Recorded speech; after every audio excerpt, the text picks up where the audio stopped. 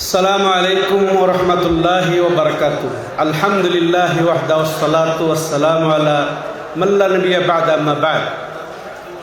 সম্মানিত আজকের সভাপতি, উলামায়ে কেরাম, উপস্থিতি, আল্লাহর প্রশংসা বলে করে শেষ করা যাবে না যে মাশাআল্লাহ আয়োজন আল্লাহ রাব্বুল আলামিনের খাস রহমতে সম্পূর্ণ হতে যাচ্ছেন। তা আমি ভূমিকা ছাড়াই আমাকে যে বিষয়ে দায়িত্ব দেওয়া হয়েছিল সরাসরি সে বিষয়ের দিকেই ঢুকে যাচ্ছি। সেটা হচ্ছে কি, দায়ীর গুণাবলী ও বৈশিষ্ট্য। আসলে জমিয়তে আহলে হাদিসের সবাই দায়ী।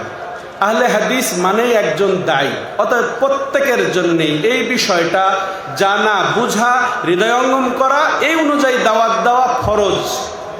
অতএব সেভাবেই আপনারা আশা করি দুটা কথা বলার যেটা ইচ্ছা করেছি মনোযোগ দেবেন। প্রথম কথা, এই গুণাবলী যদি আমি অর্জন করি তাইলে আল্লাহ রাব্বুল আলামিন এই দাওয়াতটা কবুল করবেন। এই কেন আমরা এই গুণাবলী বৈশিষ্ট্য অর্জন করব?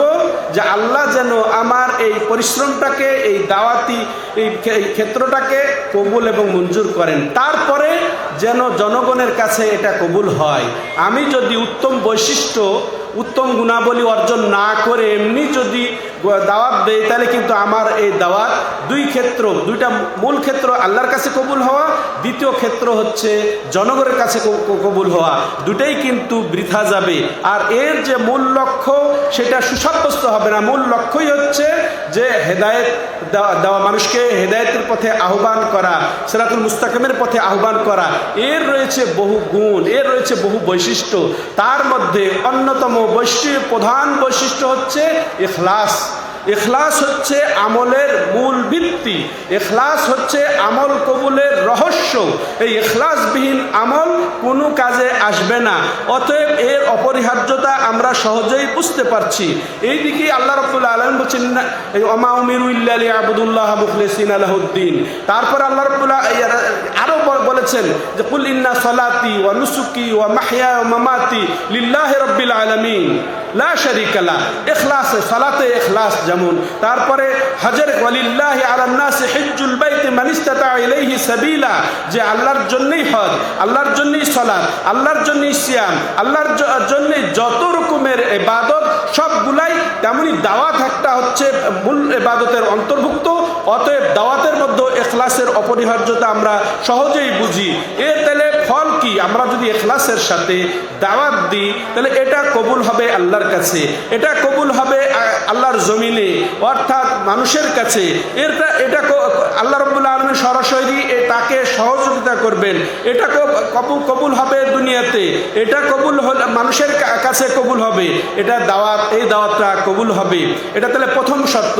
অতএব আমি সম্মানিত উপস্থিতি, আমি নিজেকে আগে, তারপরে ওলামায়ে কেরাম যত আছে আমাদের প্রধান থেকে নিয়ে সর্বসাধারণ আপামর যতজন আহলে হাদিস আছি আমরা, প্রতিটা সেক্টরে, প্রতিটা ডিস্ট্রিক্টে, প্রতিটা থানাতে, প্রতিটা শাখাতে যত আমাদের আহলে হাদিস ওলামা এবং সাধারণ মানুষও কিন্তু একজন দায়ী আল্লাহ, কেউ এখান থেকে মুক্ত নয়। অতএব প্রত্যেকের প্রতি আমি নিজেকে এরপরে আপনাদেরকে অনুরোধ করি যে আমাদের ইখলাস অনিবার্য। এটা ছাড়া আমাদের কোনো আমল যেহেতু কবুল হবে না, আমাদের দাওয়াতও কবুল হবে না, আমাদের সংগঠনও কবুল হবে না, এটা আল্লাহর কাছে কবুল হবে না, এটা জনগণের কাছে কবুল হবে না। অতএব আমরা নিজেকে সংশোধন করি। আমরা যেখানে আছি সেখানে জমিয়তের পতাকা তলে থেকে আমরা একেবারে আল্লাহর উদ্দেশ্যে, আল্লাহর সন্তুষ্টির জন্যে আমরা এই দাওয়াতকে, তাওহীদের দাওয়াতকে ছড়িয়ে দেই, সুন্নতকে ছড়িয়ে দেই। কিন্তু জরুরি হলো ইখলাস। ইখলাস ছাড়া আমাদের কোনো ফল আসবে না। এরপর দ্বিতীয় যেটা অন্যতম বৈশিষ্ট্য, যে আমাদের গভীর এলেম অর্জন করতে হবে। এলেমের ক্ষেত্রে তারপরে যাকে আমরা দাওয়াত দিব তার ক্ষেত্রে আমাদেরকে এলেম অর্জন করতে হবে। তারপরে কিভাবে আমরা দাওয়াত দিব সেই ক্ষেত্রে এলেম অর্জন করতে হবে। তারপরে তৃতীয়ত যেটা আমরা বলবো, আলা বাসিরা দাওয়াত দিতে হবে। কুল হাযিহি সাবিলি আদউ ইলাল্লাহ আলা বাসিরা। তো আল্লাহ এটাও দেখেন ইলাল্লাহ হতে হবে। তাহলে সব ক্ষেত্রে আমাদের ইখলাস যেমন এটা প্রধান। তারপর আলা বাসিরা, বাসিরা কিসের ক্ষেত্রে হবে?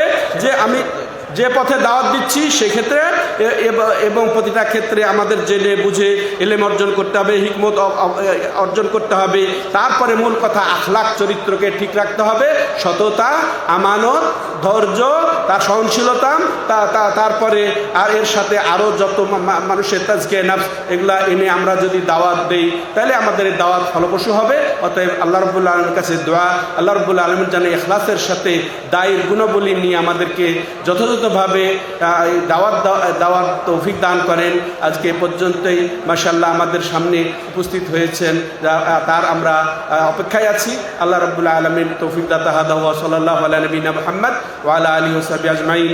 সুবহানাকাল্লাহুম্মা ওয়া বিহামদিকা আশহাদু আল্লা ইলাহা ইল্লা আনতা আস্তাগফিরুকা ওয়া আতুবু ইলাইক।